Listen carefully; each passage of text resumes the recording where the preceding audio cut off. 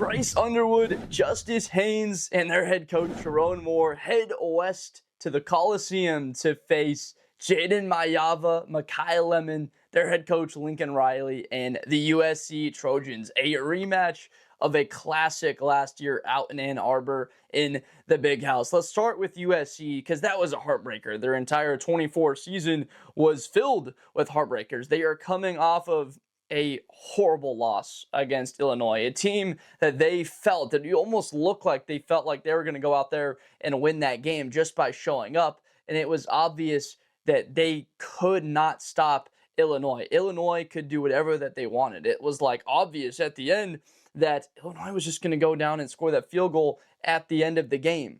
I believe that USC has truly one of the best wide receiver cores in college football, something that Michigan fans are a little bit envious of. But immediately, I know that we're going to talk about the run game a little bit later in this video, but I got to start off. Makai has arguably been the best wide receiver in college football. So far on the year, he's maybe been the best wideout in the Big Ten. Now, I know Jeremiah Smith, Michigan fans will be happy to hear me say something like that, but look, he hasn't really needed to be important in key moments. Makai has been unbelievable in the biggest moments for USC. He has come up huge in the clutch, and Jacoby Lane was not out there the entire game. It wasn't like there was Lane for every snap against Illinois that Makai was freed up. When he gets his one-on-ones, the man just wins. It's not a 50-50 ball. It's an 80-20. He comes down with the football, and to see Maiava and him on this type of ability on the same page is fantastic. Now, they are going up against a Michigan defense that I easily think is the best that they have seen so far about halfway through the season. Michigan getting Rod Moore back is maybe as large of a factor for any defense dealing with injuries on the season, because up front, Jayshon Barham, Derek Moore, Rashawn Benny, like this front is incredible. They are veteran. They're not afraid to punch you in the nose and do it again and again, which is why I'm going to start talking about that run game. USC has run the football at a level that makes you think about Lincoln Riley's Oklahoma teams, his team that went to the college football playoff and lost to the Georgia Bulldogs on that blocked kick. They were great because they had decent defense. Frankly, USC's defense might even be around that same type of level. But offensively, the balance between Sanders and Wayman Jordan in the backfield, Sanders really not a good game at all against Illinois a couple of weeks ago. But Wayman Jordan, getting this guy 15, 16 carries will be pivotal, especially that this game is at home. Look, the game last year, you've got 112,000 people going nuts, all that yellow in the crowd. I can imagine what that was like for SC. But now that this game is in your place, it's necessary that they win. I got to tell you, the winner of this game, they've got a future in this season and they can do something with it. But the loser, they're going to have 2 losses on the season.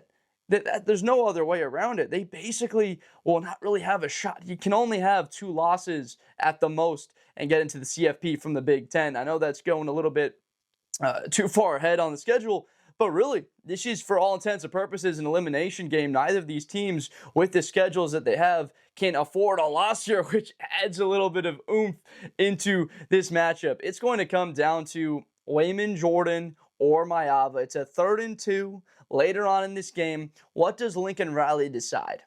Do we hand it off to Jordan and try and pick up 2 hard yards on that Michigan front?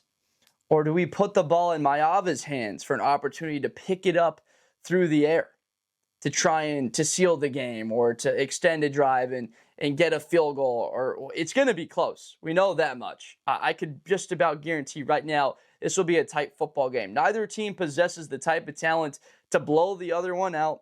They're very evenly matched. This is a talent-equated matchup, a matchup game, if you will. And it's going to come down to a few plays in the sense of deciding it. Red zone ability, who makes the other team force field goals, which team is better on 3rd down, which quarterback doesn't turn the football over. Or for USC's, what they've done is they forced 2 takeaways on Illinois, both of them happening in the red zone in very key moments, which very much so kept them in the game, but they could have been blown out there in Champaign. Now, for Michigan, their running back, Justice Haynes, this kid is the real deal. And I don't know if there's a guy that's had stock soar any higher than Justice Haynes. I did not know that he had that type of home run ability.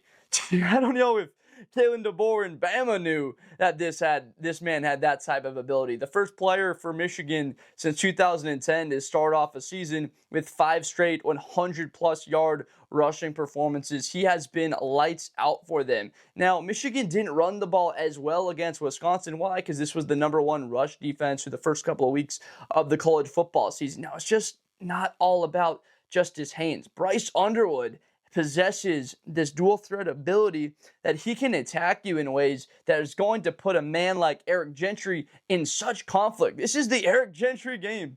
This man's 6'6", 225 pounds. He's got length. It is his responsibility, and I think his own, to take Underwood's legs out of the game on the edge. That's when Bryce Underwood is so dangerous, when he can get to the edge of the defense. I remember that play in the second half. He's rolling to his left, throws it back across. Samaj Morgan catches it, uncatches it, catches it again, and then fumbles, falls back on the football, double catching that thing. He's so talented outside of the pocket because of his threat to run. Unbelievable. Rolling to the right side, and then his wideout just drops the football. The Michigan wide receivers, you've got to be excited about what you've seen from Marsh. He did a great job on a 50-50 ball, adjusting his body. That was one of the best catches of the season for Michigan. But then you've also got an important first down that was dropped by Max Bredesen. It's 3rd and down, and you need it to sustain a drive against USC. There will be opportunities, and you can't drop the football. You have to stay on the field and keep that USC high-flying offense off of it. I got to be honest. They've got wide receivers that you can only dream about. Jacoby Lane, his spectacular catch ability. I mean, this guy makes catches in his sleep that, frankly, Michigan guys just can't make. This is a talent level on the perimeter. I said it in the beginning.